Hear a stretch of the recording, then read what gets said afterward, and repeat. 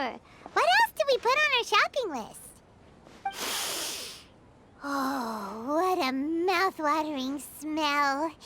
Paimon would know the aroma of biryani anywhere. Let's go get some.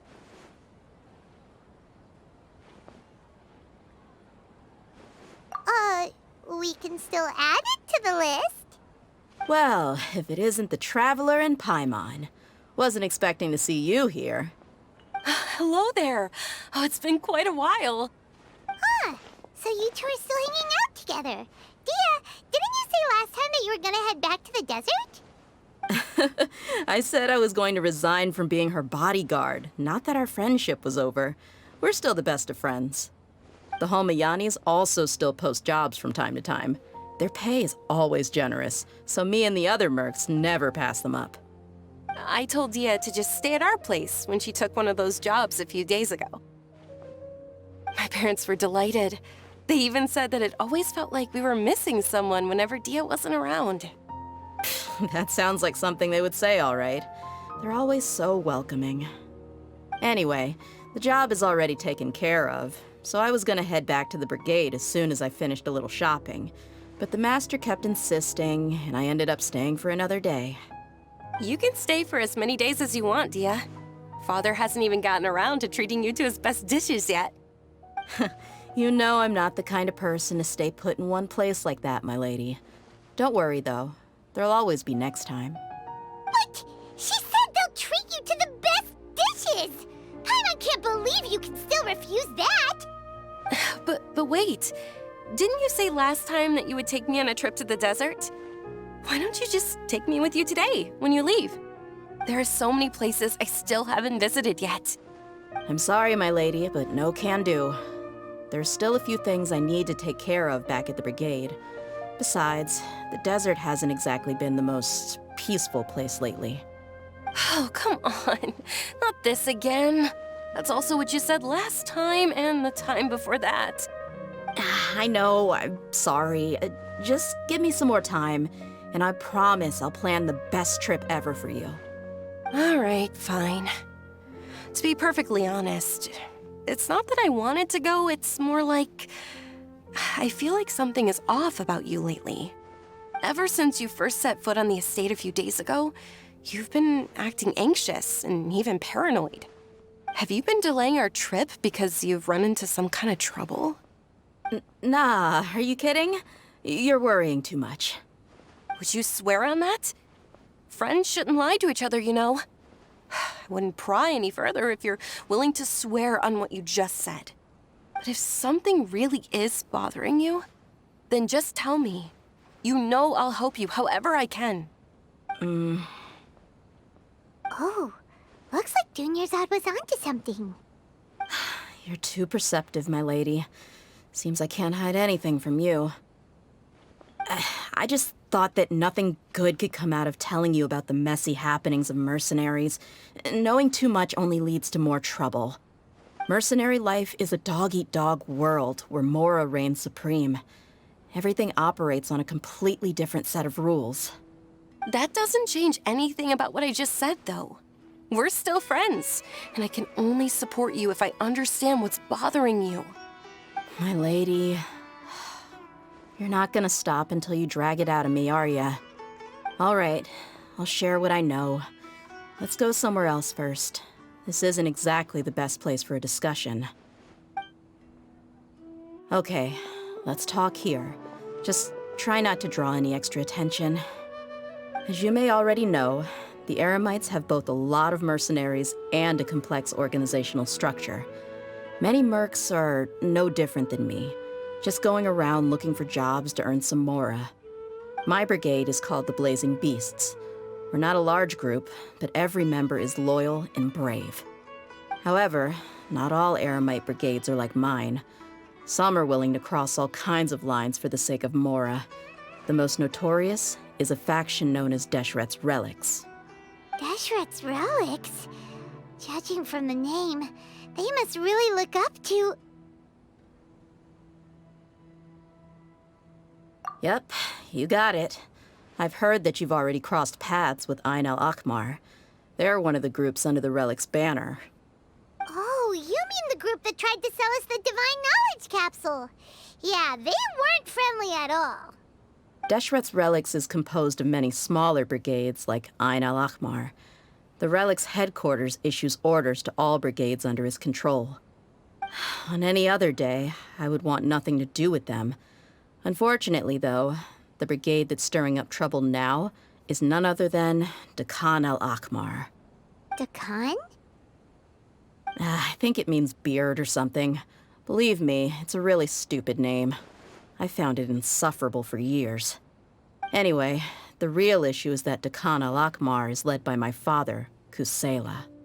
Say what now? I think I'm starting to understand your anxiety now. But what did they do? I won't go into details, my lady, but they've been involved in a lot of violent incidents. We're talking hundreds. Hundreds? Yep. The scenes tend to be quite gruesome, too. They strip the victims of all their valuables before murdering them.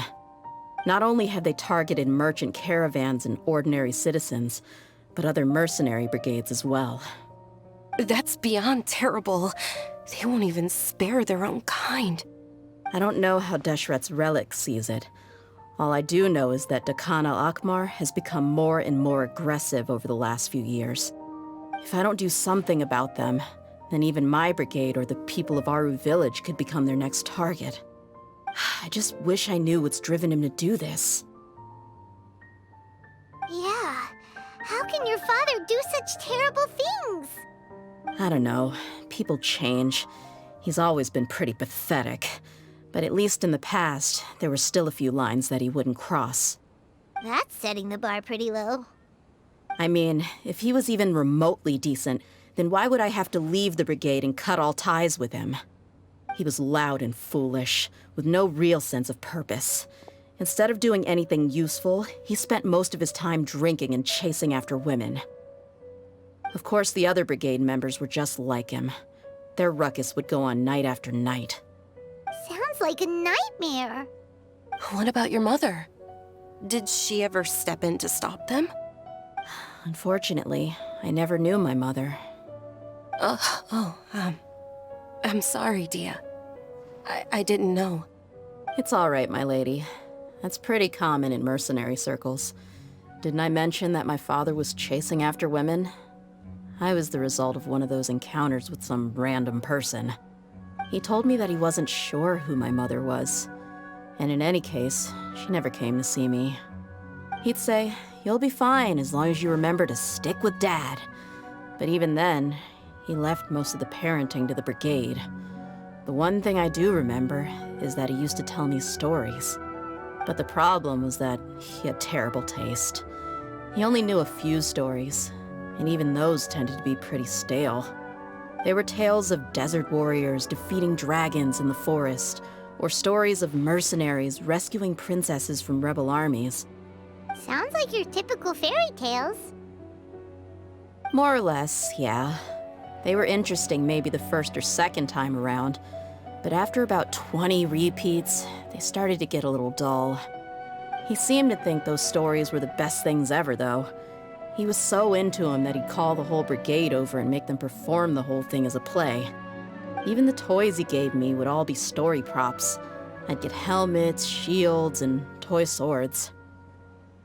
It was only much later when I realized that the shows were more for him than they ever were for me.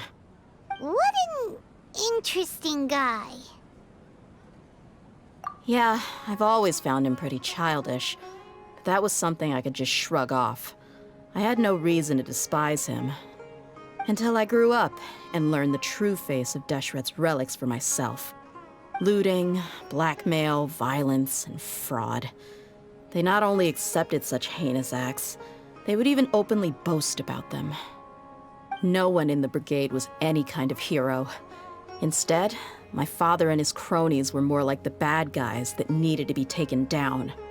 Did they really think that as long as they didn't do any of that stuff right in front of me, I would never know? I think I can understand your feelings. The difference between perception and reality must have hit hard. Yeah, but don't worry, my lady. It's all water under the bridge to me now. I had a huge argument with my father and left that place behind for good. I'm not investigating them due to any bitter feelings I still have towards my father. I just want to protect those that are close to me.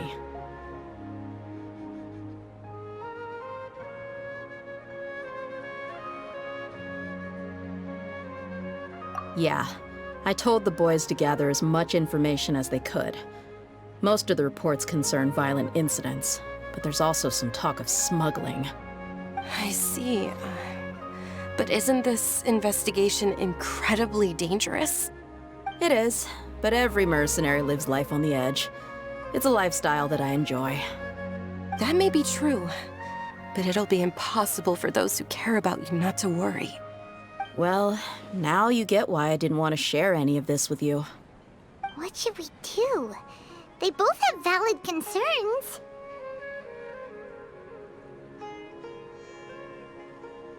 Huh? But there's no need for you to get caught up in this mess, too. Well, she's super tough, so if she went into the desert with you, then Paimon bets the problem will be solved in no time. I'm inclined to agree. I'd feel a lot more at ease if you took her along to help.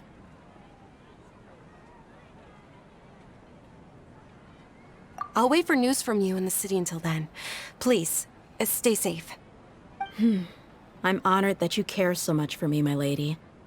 All right, then let's get moving. Our first stop will be Caravan Rebot, where we can catch up a bit with my fellow mercs.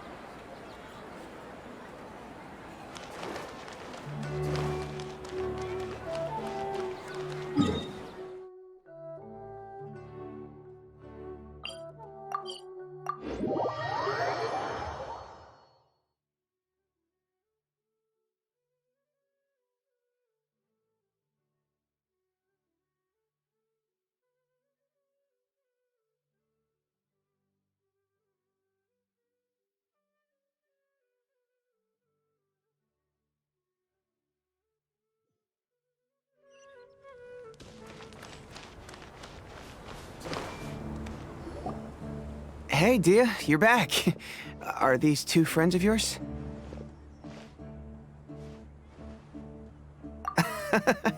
Likewise. There's no need to be so formal with us. We're a pretty casual crew. Anyway, since we've got a newcomer, let me fill you in on what the Khan al-Ahmar's been up to lately. They've become extremely aggressive. Apparently, even their own now have become acceptable targets. They even attack other relics brigades, just the same as any other mercenary brigade. Even the most ferocious beasts still protect their own. And it sounds like they've thrown that straight to the wind. That's right.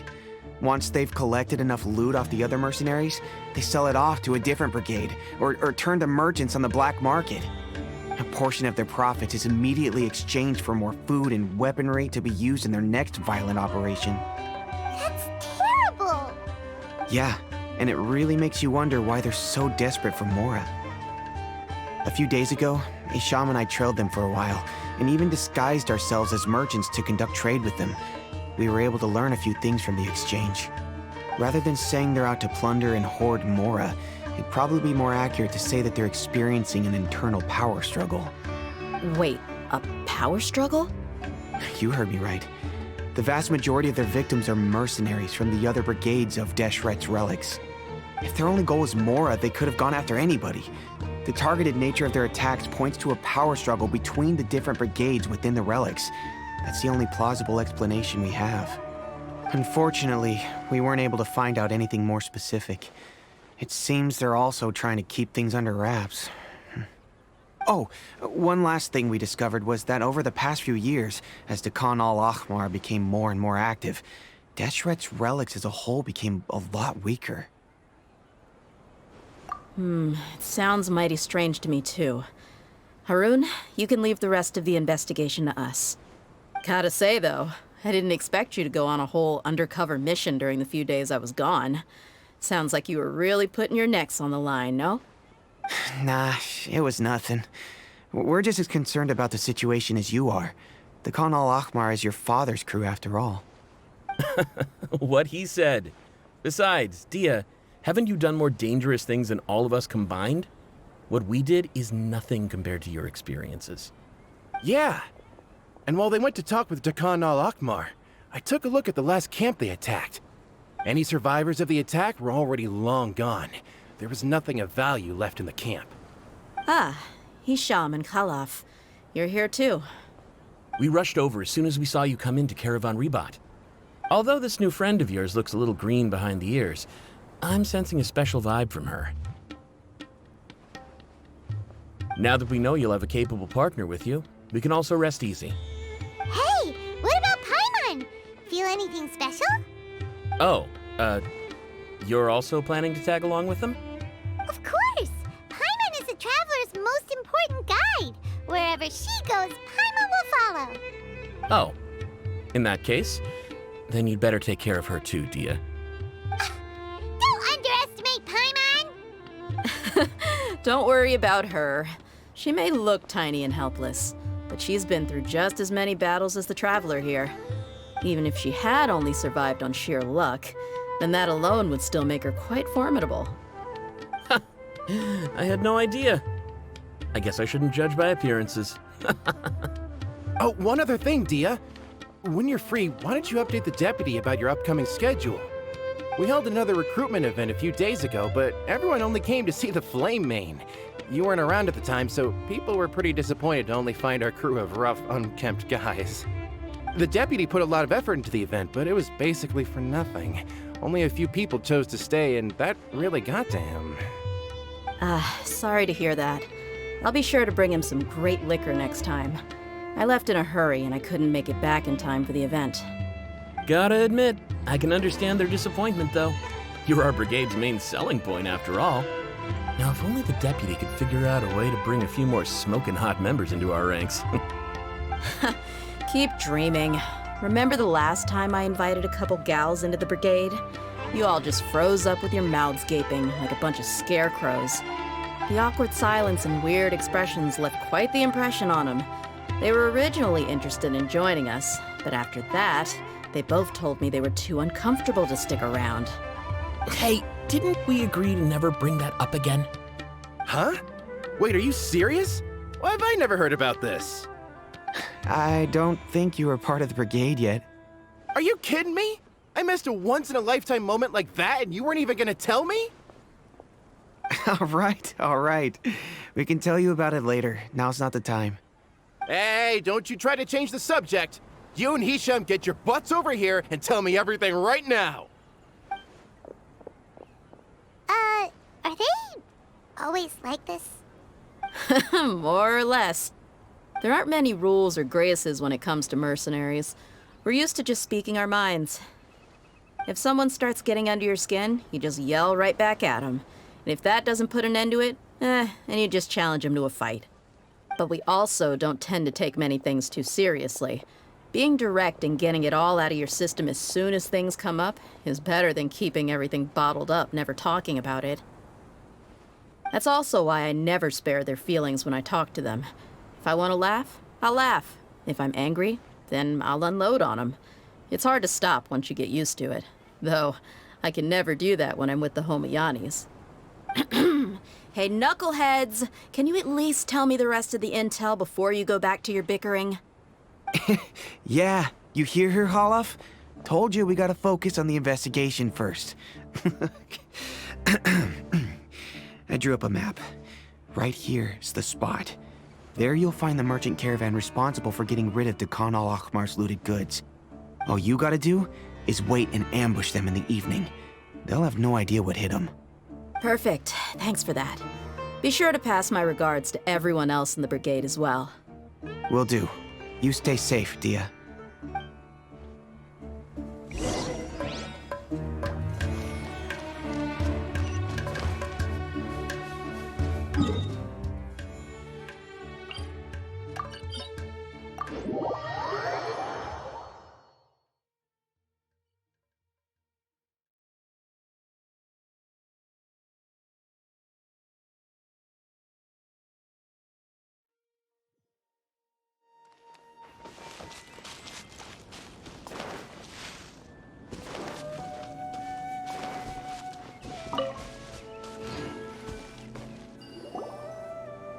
This should be the place. Let's find a spot to hide and bide our time. It's gonna come down to a fight one way or another, so let's all be careful. No need to worry. She knows her way around a fight. I'm not worried about that. What I meant is that we probably shouldn't go too hard on the enemy. After all, we still need to get information out of them.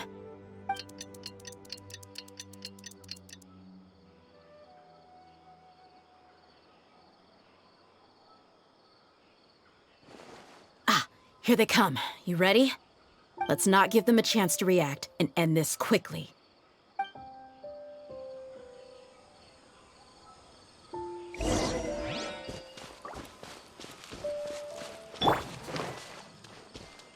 Everyone hold hands.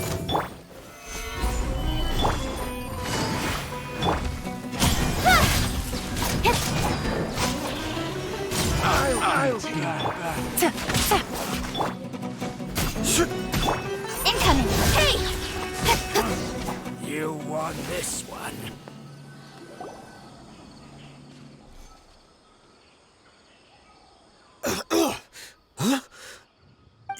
You're the Flame Mane. Good. That saves me an introduction. All right, time for a little talk. Are you buddies with Dakana Lakmar now? Tell me, what are they after? You know the code of being a mercenary just like everyone else. The first rule is to never divulge key information about our employer. What makes you think I'd talk?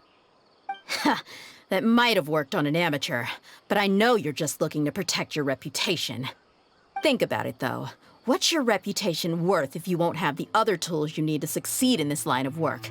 Tools like, I don't know, your limbs or eyes?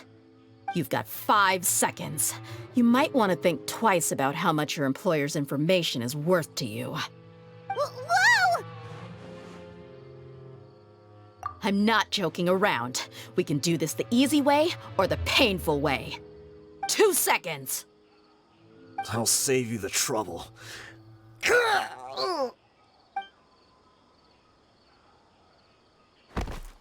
Huh? Are you crazy?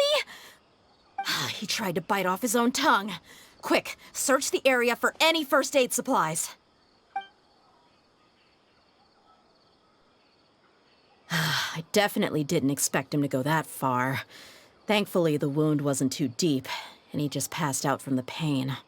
But why would he be so extreme? I just wanted to test his mettle. You can get a lot of mercenaries to talk just by threatening them. I didn't expect him to be willing to go through so much pain just to deny us some intel. Well, he's out cold for now. We could wait for him to wake up, but maybe it's not a good idea to interrogate him any further. What should we do? Yeah, don't worry about it. It'll be a waste of time to interrogate him again after that. He might just hurt himself again if we start asking. There are lots of goods around here. Let's search the area. Maybe we'll be able to find something. I'm really sorry.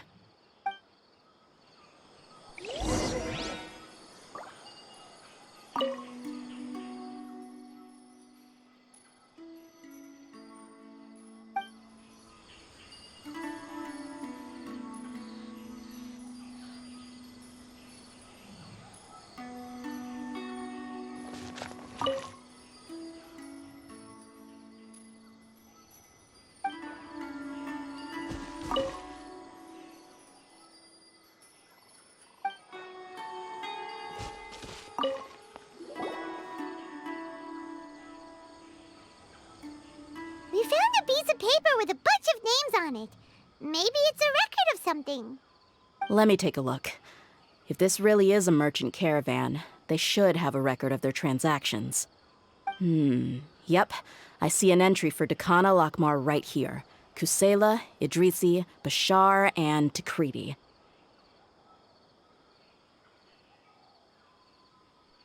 All familiar names. Dakana Lakmar has been trading for a hefty supply of food, weapons, and medicine. It seems that in the past, they used to receive some canned knowledge as well. This caravan is just one link in their logistics chain. Once in the rainforest, the caravan will exchange the looted goods for mora, and the funds will then be passed to a specific person. That person will then pack the caravan full of necessary goods, which will then be brought right back to Dakan al-Akmar. Wait, why is there no mora value recorded for the final transaction? No value? Yeah, every transaction before the last one was marked with an exact amount of mora, but the final one, where they paid for everything to be brought back to the desert, was simply marked as delivered. Perhaps. But they couldn't have known how much they would make off selling the loot. Do they not care about profit margins at all? Anyway, the next part's the records of the goods themselves. There are a lot of entries. Everything was probably sourced from the rainforest. Huh? What's wrong? Shahzaman Homayani? Homayani? You mean Dunyarzad's family? Could it just be another family with the same last name? I'd be surprised to find someone with the exact same first and last name. Shahzaman Homayani is Dunyarzad's father, and the head of the Homayani family. Just what the heck is going on here? I'm sorry, you're right. I'll consider what we found and not jump to conclusions just yet. But what this piece of paper confirms is that the Homayani family has been providing goods to Dakan al-Akmar. What if the Homayanis have been kept in the dark and don't know they've been trading with Dakan al-Akmar? That's a possibility, but if that was the case, why is this caravan specifically named Shahzaman as their person of contact? They could have just as easily bought goods such as food and medicine directly from Caravan Ribat or Port Ormos. Yeah, funding violence and looting. The brigade gets the goods, and he is paid the proceeds from the sale of the loot. But why would he do something like this? It's not like the Homayanis are in need of money. I honestly have no idea. I've been to their estate many times, and I've never noticed anything suspicious. The only potentially large expenditure I could think of would be the treatment costs for Dunyarzad's Elazar. Maybe they borrowed a lot of mora in the past? But that's still just a speculation. I don't think the master would stoop so low to make mora. You're probably right. I know my lady's personality, and she wouldn't deliberately keep something like this from us. But what should we do now? All we found is just another mystery. If you ask me, we already have no choice but to confront her about this. I'm not worried. It's too early to make a verdict yet. I still have faith in the Homayanis. Let's go find my lady again. We'll tell her everything and see if she's willing to lend us her support. If we're lucky, we can not only figure out the mystery of this paper, but also follow the trail of breadcrumbs to the people responsible at Dakan al-Akmar. Dehya, are you sure this is the best decision? What if instead of getting the help we need, we just end up revealing everything we've discovered to the enemy? I've considered that possibility, but even still, I want to tell her what we found. I think I owe her that much. True friendship is built on trust. She showed genuine concern for me when we first brought up the topic. I can't repay her kindness with doubt and suspicion. That's not how I deal with people. You're right. Paimon wants to trust Dunyarzad too. Yeah. Let's pay another visit to Sumeru City.